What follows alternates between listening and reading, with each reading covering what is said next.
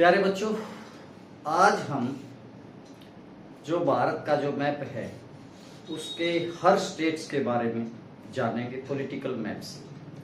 और जीएस में चाहे वो हरियाणा जीके है, भारत का जीके है या फिर क्या है वर्ल्ड का जीके है, तो अगर आपका प्लेसेस के लोकेशन का पता है तो आपके लिए 60 से 70% काम क्या हो जाता है, आसान हो जाता है। तो आज की वीडियो में मैं केवल इतना ही दिखाई दूंगा, बाकी फिर आपका जो आज का मैप है, ये भारत का जो मैप है, इसके स्टेट्स कितने हैं, 28। इन 28 स्टेट्स में से देखते हैं आज कितना कर पाएंगे। तो मैप सभी के पास मैंने दे दिया है, ठीक है ना। अगर मैप आपके पास है तो जैसे जैसे मैं कहूंगा उसको आपने बढ़ते जाना है और फिर स्टार्ट करते काम जो है इसको दे देना, ठीक है, नोट करो। तो इन 28 राज्यों में से 28 राज्य और 8 क्या है, केंद्र शासित प्रदेश। इंडिया में 28 राज्य हैं और 8 केंद्र शासित प्रदेश। आज की वीडियो में देखते कितना कर पाते हैं, इनको 2 या 3 वीडियो में बनाता हूं, ठीक है।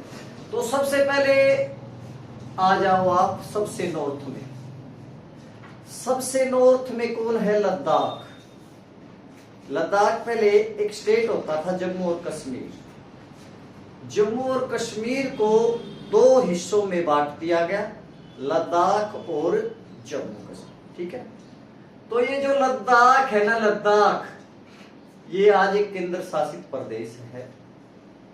और आप सभी केंद्र शासित प्रदेशों को देखोगे तो लद्दाख सबसे बड़ा केंद्र शासित प्रदेश आपको दिखाई देगा। अंडमान निकोबार है तो बहुत लंबा, लेकिन वो छोटे छोटे द्वीप हैं।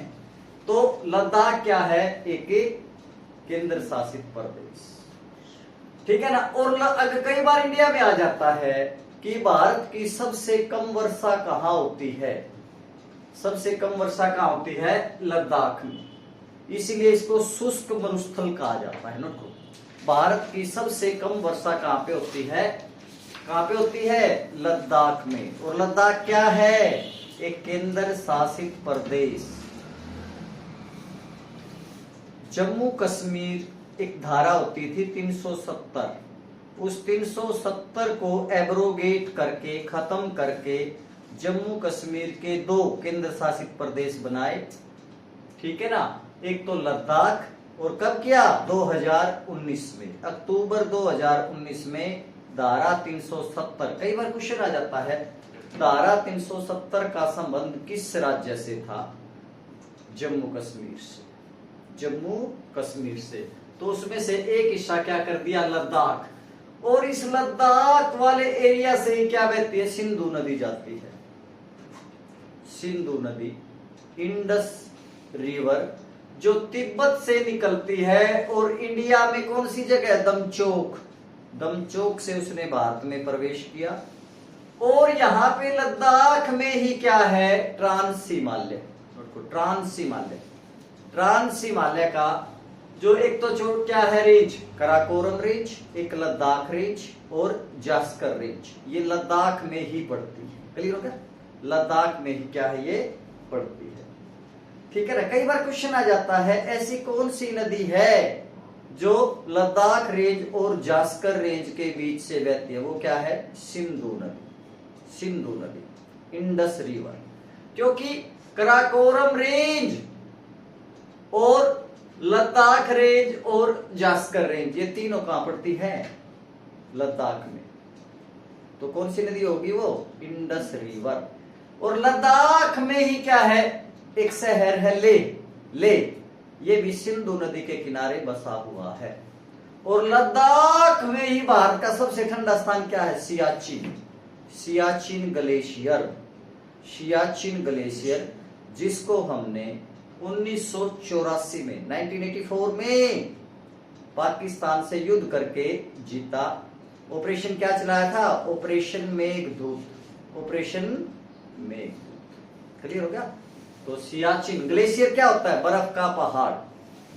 ग्लेशियर क्या होता है, जब ऊंचे ऊंचे पहाड़ों पर ऊंचाई के कारण बर्फ जम जाती है, क्योंकि टेम्परेचर 165 मीटर पे 1 डिग्री सेल्सियस क्या हो जाता है, क्या हो जाता है, कम हो जाता है। तो पहाड़ों पे बर्फ क्यों जम रही है, टेम्परेचर कम होने के कारण। क्लियर हो गया। तो ये जो लद्दाख है ये भारत का केंद्र शासित प्रदेश है। पहले इसका समझो, बेस समझो क्या है, ठीक है ना।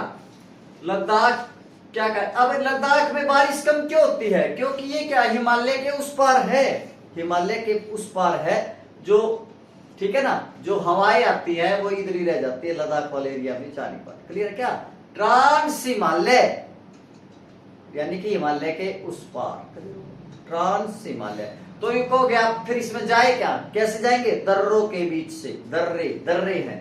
दर्रा क्या होता है, दो पर्वत चोटियों के बीच एक संकीर्ण सा मार्ग जिससे कोई नदी बह जाती है। क्लियर हो गया, कोई नदी बह जाती है या एक छोटी सड़क बना दी जाए छोटी, तो उसी को दर्रा का पासिस कहा जाता है। क्या कहा जाता है उसको, पासिस कहा जाता है। क्लियर हो गया, आए नहीं समझ में। तो अगला जो केंद्र, दर्रों पे भी बात करेंगे, पहले मोटी मोटी बात बता देते हैं। तो यहाँ पे भारत की जो मेन नदी है सिंधु नदी, और भारत पाकिस्तान की ये मेन नदी है।